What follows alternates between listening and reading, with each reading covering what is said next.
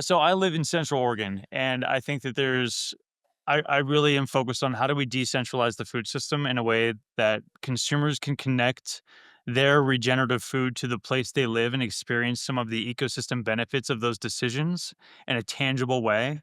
Um, the concept I have, if I can actually put it into practice, would be insane because it's essentially like 3 or 4 different businesses, all of which I learned about on this podcast, Mhm, doing this show, which is mhm. incredible.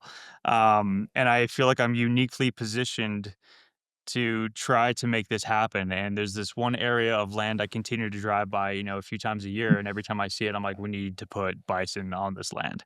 Yeah, Um, I can't get too into the details, but that's really the yeah, goal is like how do we increase the soil organic matter in Central Oregon to prevent drought, to prevent wildfire, to get people more connected to nutrient dense, high quality food, um, and do what I say almost I can't say every episode, but many episodes where like how do we benefit human health and planetary health at the same time? And this idea has spurred because of this podcast, and I just can't stop thinking about it. So that's the high level. I can't really share too much more than that. yeah.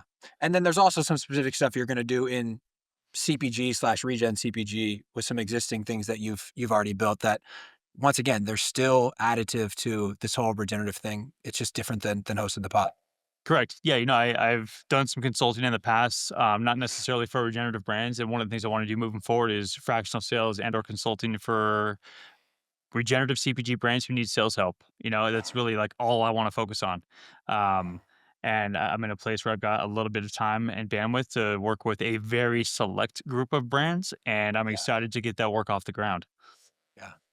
I'm excited for you to do that, man. I mean, it's it's obviously super important, like we've talked about so many times, and like we've seen in the work that we're doing with the coalition. And um, selfishly, I'd love to host 500 more podcasts with you, but I also understand and I'm deeply aware of like that's an excellent place for you to provide real tangible value in a different capacity to the work that we're all trying to do. So yeah, man, it's a beautiful thing.